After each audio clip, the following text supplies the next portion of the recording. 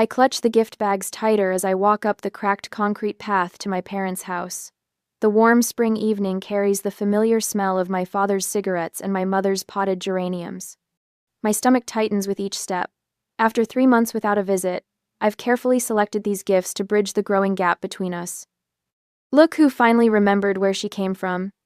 My father calls from his worn recliner as I step through the door. His eyes travel from my pressed slacks to my hotel name badge, which I forgot to remove. The fancy hotel manager graces us with her presence. Hi, Dad. I force a smile as my brother Jack emerges from the kitchen, beer in hand. At 32, he still lives at home, following Dad's footsteps at the steel mill. Nice outfit. Jack snickers. That polyester blend must really impress the rich folks at your hotel. My fingers tighten around the handles of the shopping bags, the paper crinkling slightly. I take a slow, steadying breath and remind myself why I'm here. Family is family, even when they cut with their words. I brought some things I thought you might like. I set the bags on the coffee table as Mom enters, wiping her hands on a dishcloth. Her eyes meet mine briefly before darting away. Dad, this is a new insulated work coat for your night shifts. The reviews said it keeps you warm, even in freezing temperatures. Friends? I hand him the package, watching him unwrap it with calloused fingers. For a moment, I see appreciation flicker in his eyes, before it hardens into something else. Mom, I got you that ceramic cookware set you mentioned last Thanksgiving. I pass her a heavier bag, which she accepts with a hesitant smile. For Jack, I chose a watch similar to the one he admired on my wrist months ago. As he opens the box, his eyebrows rise slightly. My father clears his throat. Hotel money makes you feel rich enough to buy all this? His voice carries that familiar edge that turns my stomach sour. Is that why you never call anymore? Too busy counting your dollars? Heat floods my face. My heart pounds against my ribs as if trying to escape. Even after all these years, his words still hit their mark. Actually, I say, trying to salvage the evening, I have some good news. I was promoted to senior manager last week. I smooth my slacks, a nervous habit from childhood. It's a significant step up. The silence that follows reminds me of when I first mentioned college. Dad had thrown his dinner plate into the sink, shattering it. Real workers use their hands, not fancy words, he'd declared. In contrast, Aunt Annie had smiled broadly when I showed her my acceptance letter, pressing a check into my palm. Education is never wasted, she'd whispered, her eyes bright with pride. I study my father's face now, noting how his jaw tightens at my news. Why does every achievement feel like a betrayal in this house? The pattern is so familiar it almost feels choreographed. My success triggers their hostility. Yet some stubborn part of me still craves their approval. I thought maybe seeing what the promotion entails might help you understand why it matters to me, I say, reaching for my laptop bag. The computer inside is brand new, purchased with my first paycheck advance.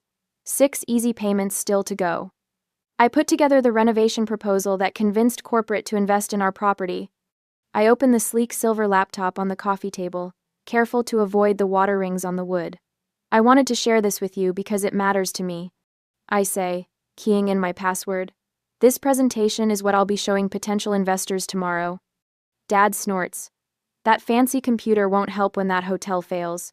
Tourist towns always dry up eventually. My fingers pause on the keyboard. This isn't just about showing off an accomplishment. This presentation represents weeks of late nights and research. My first major project as senior manager depends on this laptop. Mom stands silently by the doorway, her new cookware clutched to her chest, eyes fixed on the floor. She hasn't met my gaze once since I arrived. Jack leans forward, setting his unwrapped watch on the table.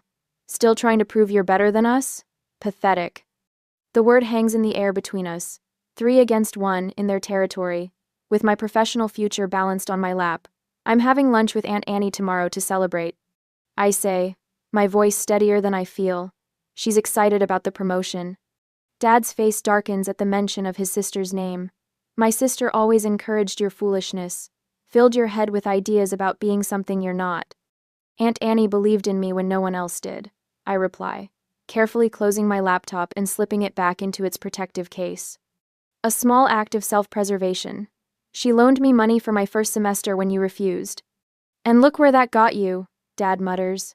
Working for people who'd fire you tomorrow if it saved them $1. I stand, smoothing my slacks again. I should go. I have a presentation to prepare. As I gather my things, I catch Mom's eye for a fleeting moment. Something like regret passes over her face before she looks away again. Jack examines his new watch with feigned indifference, while Dad stares at the TV as if I've already left. Walking back to my car, a thought forms with surprising clarity. Maybe they'll never see my value, but others do. The hotel director who championed my promotion. My team who stays late to help with projects. Aunt Annie who never doubted me. For the first time, I wonder if that might be enough. I clutch my laptop to my chest, rising from the sagging couch cushions. The presentation I've spent weeks perfecting is safely tucked inside this silver case, my future balanced in my hands. I should get going, I say, forcing lightness into my voice. Big day tomorrow. Dad's eyes track me as I move toward the door, his jaw working beneath stubbled skin. Something in his expression shifts, a hardening I've seen before, but never fully registered. He sets his beer on the coffee table with deliberate care. Wait, his voice stops me cold. You think you can just breeze in here after 3 months, drop off some guilt presents, and take off? My fingers tighten around the laptop. I'm not trying to. You've always thought you were better than us. Dad rises from his recliner, his frame blocking the path to the door. With your fancy hotel job and your pressed clothes. Jack chuckles from the corner. Those rich folks have her thinking she belongs with them. I glance at Mom, hoping for an ally, but she studies the pattern on her new cookware box, fingers tracing the edges. The air in the living room thickens, pressing against my lungs. Dad, please. I need to prepare for tomorrow. People are counting on me. His laugh comes harsh and sudden. People are counting on me too. At the mill, doing real work. Before I can respond, he lunges forward. His calloused hands wrap around my laptop, wrenching it from my grasp with surprising strength. Dad, what are you doing? His face twists with an anger that seems to have been waiting years for this moment. You need to know your place. Real work is at the mill. The world slows as he raises the laptop above his head. My body freezes, unable to process what I'm seeing. With a grunt, he smashes it to the floor. The crack echoes through the room, metal frame bending, screen splintering into a web of fractures. The hinge breaks free, plastic shards skittering across the worn carpet. I drop to my knees beside the ruined computer. My presentation, my promotion, my future. Now you'll learn what real work feels like, Jack says, not bothering to hide his satisfaction. A memory surfaces, sharp and suddenly clear. Dad tearing my college application in half when I was 17. My textbooks mysteriously soaked in the bathtub the night before my Saturday. My acceptance letter accidentally thrown into the fireplace. This wasn't the first time. This was simply the first time I couldn't deny the pattern. How could you? My voice comes out steady, surprising me. This has my entire presentation on it. The hotel is counting on me to deliver this tomorrow. Dad towers over me unmoved. Hotels come and go. Family is forever. I stare at my shattered laptop, something shifting inside me. Every achievement in my life had been met with accidents and sabotage. Every step forward countered by their attempts to pull me back. With trembling hands, I pull out my phone and take several photos of the destroyed laptop. Dad frowns, confusion crossing his face as I document the damage from multiple angles. What are you doing? I don't answer. Instead, I reach into my purse and remove the receipt for the laptop's 6 payments still pending. I photograph that too, then carefully return it to my wallet. Casey. Dad's voice softens, taking on the reasonable tone he uses when talking to neighbors. I'm trying to save you from disappointment. That hotel world isn't for people like us. What do you mean, people like us? I ask, gathering the largest pieces of broken plastic and metal. Jack steps forward, beer still in hand. Dad says they're bringing in machines at the mill. We could lose everything. The confession hangs in the air between us. Fear not, malice flashes across my father's face. If you fail too, at least we all stay together, Dad says, his voice rough with emotion I rarely hear. Family sticks together. I look at him, really look at him for perhaps the first time. The lines etched deeper around his eyes, the slight tremble in hands that have worked steel for 30 years, the terror of obsolescence. They're not cartoon villains. They're scared people making terrible choices. Your father just wants what's best for all of us. Mom finally speaks, her voice small but certain, her loyalty never wavering, even now. I finish collecting the pieces of my computer, placing them carefully into my laptop bag. Each broken fragment represents years of their silent campaign against my independence. I always hoped we could be a real family, I say, standing with as much dignity as I can muster. But I guess I was wrong. Dad's expression falters. Casey, don't be dramatic. It's just a computer. I turn toward the door, laptop bag clutched against my chest. It's not about the computer. It's about respect. Something I've never gotten in this house. Instead of driving to my apartment, I find myself navigating the familiar streets to Aunt Annie's neighborhood. Her porch light glows warm against the evening darkness as I park in her driveway. Before I can knock, the door swings open. Annie takes one look at my face and the bag in my arms. "Oh, honey, what happened?" she asks, pulling me into an embrace that smells of cinnamon and stability. Inside her kitchen, I spread the broken pieces across her table. Annie listens without interruption as I explain what happened. When I finish, she disappears into her spare room and returns with an old laptop. "It's not fancy, but it works," she says, placing it beside the ruins of mine. "They can break things, but they can't break you." I run my finger along a crack in the screen of my destroyed computer. This isn't about a computer. This is about respect. Annie nods, her eyes fierce with understanding. "Then we better make sure you knock that presentation out of the park tomorrow." For the first time since walking into my parents' house, I feel my shoulders relax. I won't let them take this opportunity from me. "No," Annie agrees, squeezing my hand. "We won't." I pace the floral carpet in Aunt Annie's living room, my phone clutched against my ear. The clock on her mantel shows 2:13 a.m., but sleep is the furthest thing from my mind. "Yes, I understand you're closed." I tell the hotel's IT support line, keeping my voice steady despite the panic threatening to bubble up. I just need to confirm whether my presentation autosaved before my laptop was damaged. Annie appears in the doorway wearing a faded bathrobe, her silver-streaked hair loose around her shoulders. She carries 2 steaming mugs of tea, concern etching deeper lines around her eyes. "Good news," I tell her, after hanging up. "Everything's backed up to the company drive. I can access it from any computer."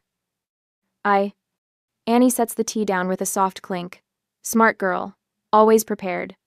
"I learned my lesson after what happened to my college application," I say, remembering how my acceptance letter mysteriously disappeared from the mail pile years ago. I always back up important work now. Annie sinks into her armchair, the springs creaking softly beneath her. "Your father did similar things to me when we were young, you know. Broke my camera the week before my photography scholarship interview." My stomach tightens. "You never told me that." "Some family stories are harder to share than others." She sips her tea. "Have you noticed that these accidents always happen right before your big opportunities?" The realization lands like a stone. Every major milestone, college acceptance, first apartment lease signing, promotion interviews, all preceded by mysterious mishaps or emergencies requiring my immediate attention and resources. How did I not see it before? My voice sounds hollow even to my own ears. Annie opens a drawer in the side table and removes a small notebook. "Your mother gave me this last Christmas. She said she didn't know what to do with it." I flip through pages of my mother's neat handwriting dates, job titles, salary figures, a complete record of my career milestones, carefully maintained in secret. "She's been keeping track," I whisper. "I think part of her is proud," Annie says. "She just can't show it." The weight of this revelation settles over me, but alongside it comes a strange sense of clarity. They can break my possessions, but they can't erase my achievements or my knowledge. "Let's see what we can salvage," Annie says, disappearing into her spare room. She returns with an ancient laptop, bulky and worn but functioning. They can break things, but they can't break your mind. I power up the computer, its fan whirring loudly in the quiet house. The screen glows blue, illuminating Annie's determined face. "I'm not just going to deliver this presentation," I say, fingers already flying across the unfamiliar keyboard. "I'm going to make it memorable." Annie squeezes my shoulder. "That's my girl." We work through the night, recovering files and rebuilding slides. By morning, my eyes burn from exhaustion, but the presentation is better than the original, leaner, more focused, with a narrative that turns obstacles into opportunities. Just before 7 a.m., I save the final version and close my eyes for 20 precious minutes of rest. The conference room feels cavernous as I step inside, clutching Annie's ancient laptop.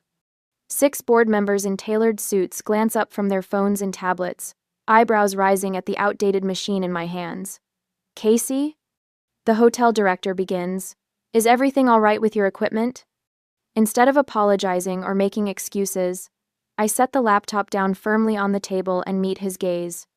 Sometimes obstacles appear right before opportunities, I say, my voice clear and confident. How we handle them defines us. I connect the laptop to the projector with cables Annie found in her attic. The first slide appears, crisp and professional despite its humble origin. Our hotel stands at a similar crossroads, I continue, moving smoothly into my presentation. We can view budget constraints as limitations, or as invitations to innovation. The room shifts. I feel it attention, sharpening, skepticism giving way to curiosity. For the next 20 minutes, I guide them through renovation proposals that emphasize character over cost, uniqueness over uniformity. The old laptop hums steadily, a reminder of resilience. When I finish, the director closes his portfolio with a decisive snap. I've been on the fence about increasing departmental budgets. He says, not anymore. Casey, your team gets the first allocation. My phone buzzes repeatedly in my pocket, texts from my parents asking for their monthly bill money, now 3 days late. I silence it without looking and accept the congratulations coming from around the table. As the board members file out, Regina from accounting pauses beside me. I don't know how you stayed so calm with that old laptop. I would have been a nervous wreck. I smile, a genuine one that reaches my eyes. It's just a tool. The ideas are what matter. In the lobby, I find hotel staff gathered in small clusters, word of my presentation success already spreading. The front desk manager offers a thumbs up. The maintenance supervisor, who rarely speaks to anyone, nods respectfully as I pass. The director catches up to me near the elevators. That was impressive work, Casey, especially given the circumstances. He hesitates. One of the housekeepers mentioned seeing your family in the parking lot yesterday. Is everything okay? It's complicated, I admit. He studies me for a moment. We value your contributions here. If you need an advance on your bonus for a new computer, just say the word. We invest in people who invest in themselves. Before I can respond, I spot Aunt Annie waiting by the front entrance, clutching a small bouquet of yellow daisies. I knew you'd knock their socks off, she says, embracing me tightly. Looking over her shoulder, I see my colleagues watching with approval. These people, my professional family, value what I bring to the table. They see me. You should stay with me until things cool down, Annie says as we walk to her car. My house has always been your house. Sunlight warms my face as we cross the parking lot. For the first time in days, I feel light, unburdened. The question that's been haunting me since the night my laptop shattered feels less urgent now. Do I cut ties completely, or give them one more chance to understand what they've done? I don't need to decide today. With Annie beside me and a workplace that appreciates my value, I have time to consider my next steps carefully. The most important thing I've learned is that I'm not alone in this battle. As we pull away from the hotel, I turn to Annie. Thank you for believing in me. She smiles, eyes on the road ahead. Always have, always will. 3 days after my presentation success, I sit at Aunt Annie's dining room table, surrounded by papers, receipts, and my borrowed laptop. The glow of victory has faded, replaced by something colder and more clinical. I've traded emotional reactions for methodical planning. I can't make decisions based on hurt feelings. I tell Annie as she sets a mug of coffee beside my growing stack of documents. This has to be about facts. The table has become my command center. Spreadsheets track every bill I've paid for my parents over the years. Electricity, water, internet. Each payment meticulously categorized and dated. My fingers tap thoughtfully against the wooden surface as I review the numbers. Which of these ties are actually worth preserving? I murmur, creating another column in my spreadsheet. Some family bonds deserve protection.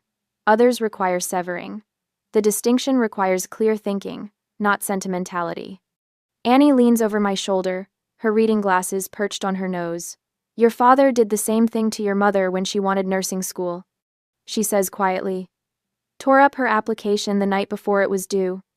I add this information to my notes, feeling a familiar twist in my stomach. This isn't about punishment, I tell her, straightening my shoulders. It's about protection. I pull up listings for apartments near the hotel. The lease application for a secure building sits half completed on my screen. I need my own sanctuary, I explain when Annie raises an eyebrow. Somewhere they don't have access to. This is a business restructuring, not a family crisis. Every connection requires evaluation.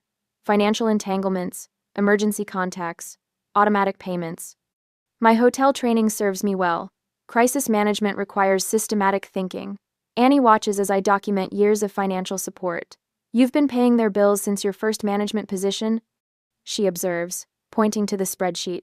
3 years of utilities. Plus groceries and Jack's car insurance, I add, scrolling through bank statements. The evidence builds, row after organized row.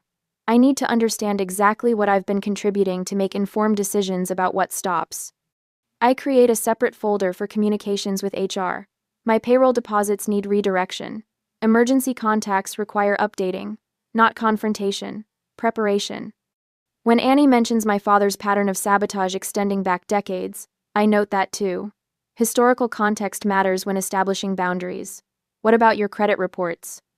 Annie asks, bringing more coffee. Already contacted monitoring services. I reply, showing her the confirmation email. And I've started researching apartment security systems. My focus narrows to this single goal: comprehensive independence, not revenge protection. The spreadsheet calculating my total financial contributions to my parents' household grows more detailed. 3 years of support quantified in dollars and cents. Annie squeezes my shoulder. You've always been the responsible one. Time they learn what that means. The phone rings, interrupting our strategy session. Annie answers, her expression tightening as she listens. You'd better come see this, she says, handing me the receiver. 10 minutes later, I stand at my office window overlooking the hotel lobby. My parents are arguing with the receptionist, voices rising. Dad pounds his fist on the counter while Mom clutches her purse, scanning the area for me. They're looking for you, my director says, appearing beside me. Something about missing bill payments? My stomach clenches. This is a new level of threat they've brought their manipulation to my workplace. Their willingness to jeopardize my professional reputation shows they remain formidable opponents. Security approaches them with calm professionalism. I watch as my father's face reddens, his finger jabbing toward the elevators that lead to the management offices. Mom's tears seem calculated from this distance, perfectly timed to draw sympathy from the growing audience of guests. Should we call police? The director asks, concern evident in her voice. No, I respond, straightening my blazer. Security can handle it. I've dealt with difficult guests before. But these aren't guests. These are the people who raised me, now being escorted from the building that represents everything I've built for myself. I watch until they disappear through the glass doors, my father's angry gestures visible until he reaches their car. The tension in my shoulders remains, but something else grows stronger. They can't take this from me either, I say, turning back to my desk where another apartment listing awaits my review. The strategy continues. The preparation deepens, and my resolve hardens with every calculated step. The apartment key feels substantial in my palm as I unlock the door to my new place. 3 weeks after the laptop incident, and I've secured a second-floor unit with a security desk downstairs. The building requires key fob access after hours, a feature I specifically sought out. That's the last box, Annie says, setting down a container labeled kitchen on the countertop. Her silver-streaked hair catches the late afternoon sunlight streaming through windows I've already covered with privacy film. You travel light for someone who's been in one place so long. I only brought what matters, I reply, surveying the sparse living room. A second-hand couch, a coffee table, and my new laptop on a small desk comprise the entirety of my furniture. What's missing speaks volumes. No family photos, no inherited keepsakes, no Christmas ornaments handmade in elementary school. I open my notebook where I've methodically tracked every step of my independent strategy. Each completed task receives a firm check mark. Bank accounts transferred, automatic payments to my parents' household canceled, mail forwarded, phone number changed, social media privacy settings strengthened. The list stretches across 3 pages. Annie watches me add another check. You're treating this like one of your hotel renovation projects. It's essentially the same thing. Assess the damage, create a realistic plan, and rebuild stronger. I close the notebook. This isn't about burning bridges. It's about building boundaries they can't cross without my permission. Later that evening, I sit cross-legged on the floor unpacking books when my new phone buzzes with a notification. My stomach tightens, old habit, but it's just an email confirmation of my credit monitoring service activation. The laptop incident taught me one critical lesson: protect everything. After shelving the last book, I open my laptop to review tomorrow's schedule. The screen reflects my face, composed and focused. 3 months ago, I would have been watching my phone for texts from home, wondering if I should call to check on Mom. Now, that compulsion has faded like an old bruise. Annie appears in the doorway with 2 mugs of tea. Have you thought about what you'll say when they finally realize you've stopped paying their bills? The question settles between us. I've practiced this conversation a dozen times with Annie, rehearsing calm responses to the inevitable accusations. I'll tell them the truth. That I can't financially support people who deliberately sabotage my career, I say, accepting the steaming mug. Then I'll end the conversation if they can't respect that. You make it sound so simple. Annie sits beside me on the floor, her knees crackling softly. Not simple. Necessary. I blow across the surface of my tea. We both know this was never just about a laptop. The next morning, I step out of the shower to find my phone vibrating against the bathroom counter. My mother's name appears on the screen, the first contact in 3 weeks. I answer on the 4th ring. Casey? Monica's voice wavers. The power company called. They said you canceled the automatic payments. Our electricity gets shut off tomorrow if we don't pay. Her words tumble out between sniffles. What's happening? Why are you doing this to us? My rehearsed response evaporates as something in her tone catches me off guard. Not anger, but genuine confusion, as if my actions were completely unprovoked. Mom, after what happened with my laptop and presentation, your father's been so upset. She interrupts. He told everyone you've abandoned us. Your cousin Vicky called to ask what she could do to help. The whole family thinks you've turned your back on us. The revelation hits like cold water. They're rewriting history, casting me as the villain in a story where I was the one betrayed. My father isn't just trying to control me, he's working to control how our entire extended family sees me. I grip the edge of the sink, steadying myself. That's not what happened, Mom. He says you care more about your fancy job than your struggling family, she continues. That we sacrificed everything for your education, and now you won't help when the mill's closing. The strategy comes into focus with brutal clarity. My independence plan addressed financial and physical boundaries, but I never considered they'd attack my reputation within the family. This isn't just about escaping their control, it's about preserving the truth. After ending the call, I open my laptop and begin typing an email addressed to my extended family. The subject line reads, "What actually happened?" Aunt Annie finds me still writing an hour later, documenting years of sabotage with dates, events, and consequences. I thought I just needed to protect myself, I tell her, eyes fixed on the screen. But they're turning everyone against me. I need to protect the truth too. Annie reads over my shoulder, her hand resting lightly on my back. You've done everything you can to be fair. Sometimes the hardest part isn't standing up for yourself, it's standing up to the stories others tell about you. I save the draft, knowing tomorrow, I'll proofread it one final time before sending. The apartment feels quieter than ever as night falls, but my resolve has never been stronger. It's time. I tell Annie as she prepares to leave. I've changed my accounts, secured my home, documented everything. I'm ready to face them on my terms, not theirs. Annie hugs me tightly. Then that's what you'll do. As I close the door behind her, I realize I've built more than just a physical fortress. I've constructed an emotional one too, not to hide within, but to stand upon as I fight for my truth. 3 days later at work, I spot them the moment the lobby doors slide open. My father's weathered hands clutch his best hat, the one reserved for funerals and loan applications. My mother stands beside him in her church dress, the pale blue one with white collar that makes her look smaller than her 5'4" frame. Jack hovers behind them, uncomfortable in a button-down shirt I've never seen before. My stomach drops. 3 days of strategic preparation evaporate in an instant. There she is, my father announces, voice booming across the marble floor. Several guests turn. My colleague Marcus raises an eyebrow from behind the reservation desk.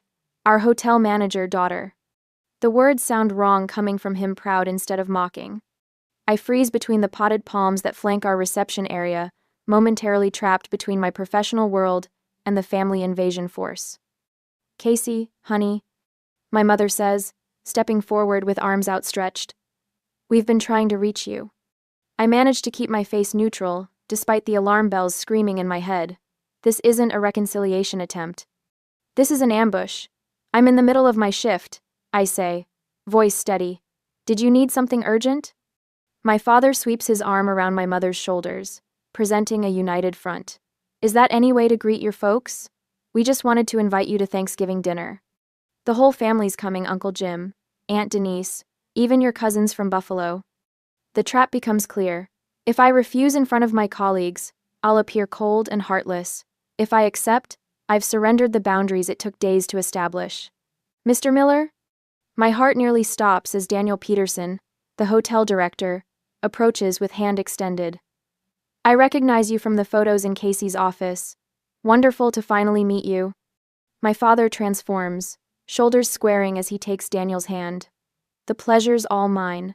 Just wanted to see where my daughter works her magic.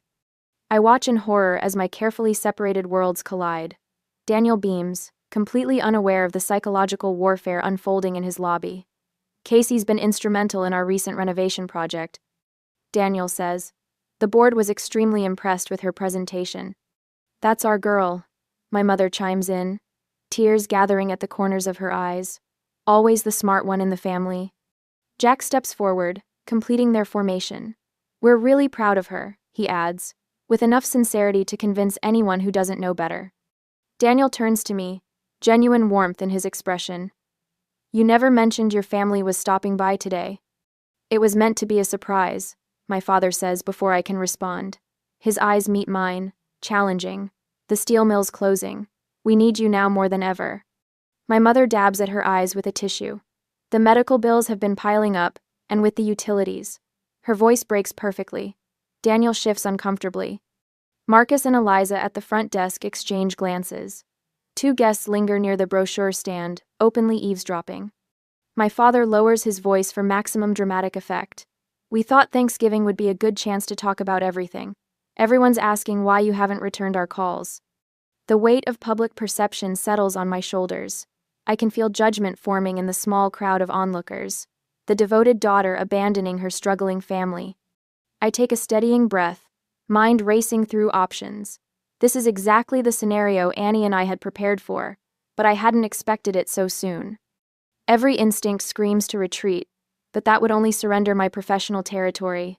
Why don't we continue this conversation somewhere more private?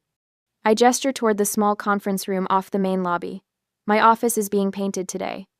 Relief flickers across Daniel's face as he nods encouragement. My father hesitates, clearly preferring the public stage, but my mother touches his arm. That sounds lovely, dear. As we cross the lobby, I catch Jack whispering to my father. Their strategic coordination makes my skin crawl. This isn't a spontaneous visit, it's a calculated operation designed to undo everything I've built. Casey, a familiar voice calls from the entrance. Aunt Annie strides through the sliding doors, waving a paper bag. You forgot your lunch again. I swear you'd forget your head if it wasn't attached. Our prearranged signal, Annie's forgotten lunch appearance, means she spotted my family's car in the parking lot. The cavalry has arrived. My father's jaw tightens at the sight of his sister. Annie locks eyes with me, her brief nod confirming she understands the situation. Annie, my mother says stiffly. What a surprise. Monica? Annie's smile remains pleasant as she hands me the bag. Charles, Jack, the whole Miller clan out on the town. Daniel watches this exchange with growing awareness. His eyes track between my father's rigid posture and Annie's protective stance beside me. Mr. Peterson, I say quietly, pulling my phone from my pocket. Could I show you something quickly before we go into the conference room? While my family exchanges tense pleasantries with Annie, I pull up the photos of my shattered laptop. This is what I'm dealing with. I whisper, swiping through the images. This is why I needed to borrow equipment for the presentation. Daniel's expression shifts from confusion to understanding to controlled anger. He studies the photos, then looks at my father with new eyes. I see, he says simply, but his tone has changed entirely. We reach the conference room door. Inside waits the moment I've been preparing for since the night my laptop shattered on my parents' living room floor. After you. I hold the door, as my family files in. Annie takes position near the entrance, a silent guardian. Daniel follows, now an informed witness rather than an unwitting pawn in my family's game. I straighten my shoulders and take a deep breath before following them in. Everything in my life has led to this confrontation. The strategic preparations of the past days, the boundaries I've established, the support network I've cultivated, all of it converges in this moment. My heart pounds against my ribs as I step through the doorway. Jack smirks from his seat at the conference table. My mother arranges her features into a mask of maternal concern. My father stands at the head of the table, already claiming territory. Annie catches my eye as I close the door behind me. Casey has something important to say, she announces, her voice calm but firm. The door clicks shut. There's no going back now. I stand in the hotel conference room, my back straight as a steel beam, watching my father try to charm my director. The conference room, normally a place of professional triumph for me, feels electrified with tension. Charles Miller has always known how to present himself to strangers. Warm smile, firm handshake, concerned eyes. The perfect facade. We're just worried about Casey, my father says, his voice carrying that well-practiced note of paternal concern. The mill's closing after 40 years, 200 families without income. Times like these, family needs to stick together. Director Phillips nods sympathetically, though I catch his eyes flicking toward me, gauging my reaction. Jack stands by the window, arms crossed over his chest, while Mom clutches her purse on her lap, eyes downcast but occasionally darting around the room. They've positioned themselves strategically, my father as the reasonable patriarch, my mother as the worried matriarch, Jack as the dutiful son. Aunt Annie slips through the door, right on schedule with my forgotten lunch, our prearranged signal. She takes a seat beside me, her hand briefly touching mine under the table. The simple gesture steadies me. I understand family concerns, Director Phillips says, but I'm confused why this required interrupting Casey during work hours. My father leans forward, elbows on the table. Our daughter has stopped answering our calls, canceled our utilities without warning. We're worried she's under too much stress with this new promotion. My pulse quickens, but I don't flinch. Week ago, that accusation would have sent me spiraling into apologetic explanations. Not today. Perhaps we should hear from Casey, Phillips suggests, turning to me. I open the folder I've prepared for this exact moment. 3 months of methodical documentation spread before me. My throat tightens, but I push through. Director Phillips, I'd like to explain why I've needed to establish certain boundaries with my family. My voice emerges stronger than expected. These are photos of my laptop the night before our investment presentation. I slide the first set of photos across the table, the smashed screen, the bent frame, the broken hinge. My father destroyed this laptop when I tried to share news of my promotion. The words hang in the air between us. It wasn't the first time. When I received my college acceptance letter, my textbooks disappeared. When I earned my first management position, my car mysteriously developed engine problems the morning of my first day. My father's face reddens. I'm not finished, I say, my voice level but firm, a tone I've practiced with Annie for weeks. For the past 8 years, I've paid the utilities at my parents' house while trying to build my own career. I've provided financial support while receiving. I tap the photos, this kind of support in return. Jack shifts uncomfortably by the window. Mom stares at her hands. Charles, Annie speaks up, her voice soft but steady. You did the same thing to me when I got that photography scholarship. You broke my camera the night before my portfolio was due. You did it to Monica when she wanted nursing school. You're doing it to Casey now. My father's jaw tightens. Annie, this is family business. Yes, it is. I interrupt, sliding the next document forward. This is a record of every payment I've made toward my parents' household expenses while putting myself through college and building my career. Director Phillips studies the spreadsheet, his eyebrows rising slightly. This is substantial support, Casey. The final document, I continue, extracting a manila folder, contains copies of emails from my mother asking for bill money. Sent the same day my laptop was destroyed. I turned to face my parents directly. You can't claim I abandoned you when I've been financially supporting you for years, even after you tried to sabotage my career. The room falls silent. My father's confident posture has vanished, replaced by a rigid stillness. Jack stares out the window, avoiding eye contact with everyone. Only my mother meets my gaze, tears welling in her eyes. Not the calculated ones she arrived with, but something raw and unplanned. Director Phillips clears his throat. Mr. Miller, are you aware that destroying someone else's property is a crime? We could press charges for the laptop incident alone. My father's face drains of color. That's not necessary, Casey misunderstood. I understand perfectly, I cut in. You've spent years making sure I failed so you wouldn't have to face your own fears about the changing economy. You needed me to validate your choices by failing alongside you. But that's not love, Dad. That's control. Cumblit. Director Phillips stands, his decision visible in his posture. This behavior is completely unacceptable in any family. I'm afraid I'll have to ask you all to leave the premises immediately. You can't just, my father begins, but Phillips continues. Any further disruption to my staff will involve security. Casey is one of our most valuable employees, and I won't tolerate this kind of interference with her professional life. My father's face transforms, the mask of reasonable concern crumbles, revealing the tightly controlled fury beneath. His fingers curl into fists, then release.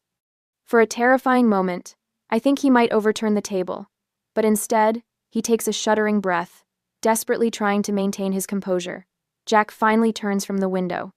His expression stuns me, shock, as if he never expected consequences to actually materialize. As if the pattern we've lived with for decades was supposed to continue without challenge. Casey, my mother whispers, we need you. The mill is really closing. I look at her, really look at her, and see the woman who watched silently all those years, never intervening. I know, Mom. But needing me doesn't give you the right to destroy what I've built. Phillips moves toward the door, a clear signal this meeting is ending. My father stands, shoulders rigid with barely contained rage. Jack follows, looking less certain than when they arrived. I'll always be your daughter, I tell them as they prepare to leave, but I won't be your victim. When you're ready to respect me and my choices, we can talk again, but not until then, and never here at my workplace. As they file out, Annie's hand finds mine again. Her eyes shine with unshed tears. You stood up for yourself like I never could, she whispers. Director Phillips watches the door close behind my family before turning to me. Those who tear others down reveal more about themselves than their targets, he says. Your presentation after that laptop incident showed me exactly who you are, Casey. This just confirms it. The room feels different once they're gone, lighter somehow, as if gravity itself has recalibrated. I expected to feel hollowed out, maybe even grief-stricken, but instead, there's a calm certainty. For the first time since leaving home, I've set the terms for my life instead of reacting to theirs. Are you okay? Annie asks. I consider the question carefully. The bridge to my childhood is burning behind me, but ahead lies something I've never fully experienced before. Freedom without guilt. I think I will be. I answer, gathering my documents. For the first time, I think I really will be. I clutch my coffee mug tighter as the hotel director slides a certificate across her polished desk. Employee of the Quarter shines in embossed gold lettering beneath my name. The board was particularly impressed with how you handled everything last week, she says, leaning back in her chair. Not many people could deliver a flawless presentation after a family crisis, let alone manage the confrontation with such professionalism. My fingers trace the edge of the frame. 3 weeks since the conference room showdown, and I still wake up some mornings half expecting to find myself back in my parents' house, diminished and desperate for their approval. Thank you, I say, the words still feeling new in my mouth. Before, I'd have deflected, minimized my achievement. Now I let the recognition settle, a small weight balancing the heavier ones I've carried. The staff's talking about it, you know, not the drama, your composure. The way you stood your ground. Her eyes crinkle at the corners. That kind of leadership can't be taught. Outside her window, tourists stroll along the hotel's manicured path. I spot a father lifting his daughter onto his shoulders, her small hands gripping his forehead for balance. Something twists inside me, but the pain feels distant now, like an old injury that only aches before rain. Have you heard from them? she asks. I shake my head. They left town the day after. Jack texted once to say the mill officially closed last week. I set my mug down. I think it's better this way. What I don't tell her is how much lighter I feel. How I've slept through the night for the first time in years. How decisions come easier without the weight of anticipated disapproval. That evening, Annie waits for me on her front porch, 2 glasses of lemonade sweating on the small table between rocking chairs. Our Tuesday tradition, now officially marked in both our calendars. I made the appointment. I tell her, settling into the familiar creak of the rocker. The therapist you recommended had an opening next week. Annie nods, satisfaction warming her face. Good. Understanding those patterns will help, Casey. Some wounds need more than time. I sip my lemonade, tart and sweet on my tongue. I updated my emergency contacts at work today. Put your name at the top. Her hand finds mine, squeezes once. About time. We sit in comfortable silence as the sun dips lower, painting her azaleas in golden light. A car backfires down the street, and I notice I don't flinch anymore. You know, Annie says after a while, family isn't always blood. Sometimes it's who believes in you. I finish, and we clink our glasses together. 8 months later, I stand in the hotel's largest conference room, watching my team arrange chairs for tomorrow's regional meeting. The morning light streams through floor-to-ceiling windows, illuminating faces that look to me for guidance without fear. Maria, can you check that the catering order includes the vegetarian options? My voice carries with easy authority. No more second-guessing. No more seeking permission to lead. Already confirmed, Miss Miller. She smiles, clipboard tucked against her chest. And the welcome packets are ready for your review. Where there was once a constant hum of anxiety, I now find a steady rhythm of confidence. My morning ritual has transformed gratitude journal, replacing desperate emails, checking if my achievements were acceptable. 3 pages every morning, listing small victories and unexpected joys. The Anderson group arrives at noon. I tell my team, let's make sure everything's perfect. Perfect. A word I once feared. The standard I could never reach. Now it's simply a direction, not a destination. After work, I drive to the community center where I volunteer weekends teaching financial literacy. The sessions started as a way to fill lonely evenings but evolved into something more meaningful, a chance to help others avoid the dependencies that trapped my parents. My phone buzzes as I pull into my driveway. My driveway, to my house, 3 blocks from Annie's. No more monthly payments supporting parents who undermined me. The mortgage statement feels like freedom each time it arrives. The text comes from a number I haven't seen in months. Jack, can we meet? I need to talk to you. I consider ignoring it, then remember my therapist's words about chosen engagement versus avoidance. I type back, coffee shop on Elm, tomorrow at 4. Jack arrives 10 minutes early, hands fidgeting with his paper cup. 8 months have thinned his face, added lines around his eyes. When he spots me, he straightens, uncertainty replacing the smugness I remember. Thanks for coming, he says as I slide into the seat across from him. What's going on, Jack? I keep my voice neutral, neither hostile nor welcoming.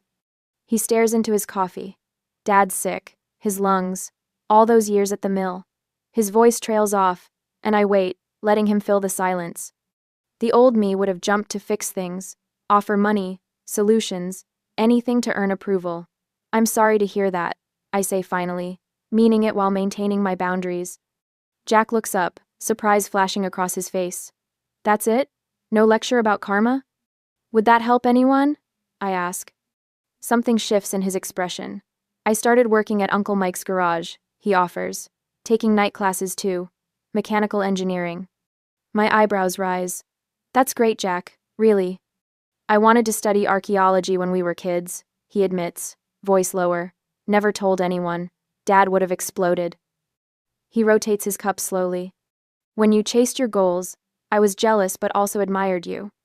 Should have said that instead of... He gestures vaguely, encompassing all the cruel words, the laughter as my laptop shattered. We talk for an hour. Not about reconciliation with our parents, those bridges remain ashes, but about his tentative steps toward his own identity. About possibilities. About choices. Family can be the ones who wound you deepest, I tell him as we stand to leave, but they can also change. And if they don't? He asks. Then you build something new. I gesture to the window, where Annie waits in her car, pretending not to watch us. My chosen family, my safety net. Jack nods slowly. Maybe we could talk again. Sometime. On my terms, I clarify. Not theirs. Understood. I watch him walk away, shoulders straighter than I remember. The real power, I realize, lies in choosing to live true to yourself. If your family destroyed your career tools and tried to hold you back, would you forgive them later or cut ties for good? I'm still deciding, but at least now it's my choice to make.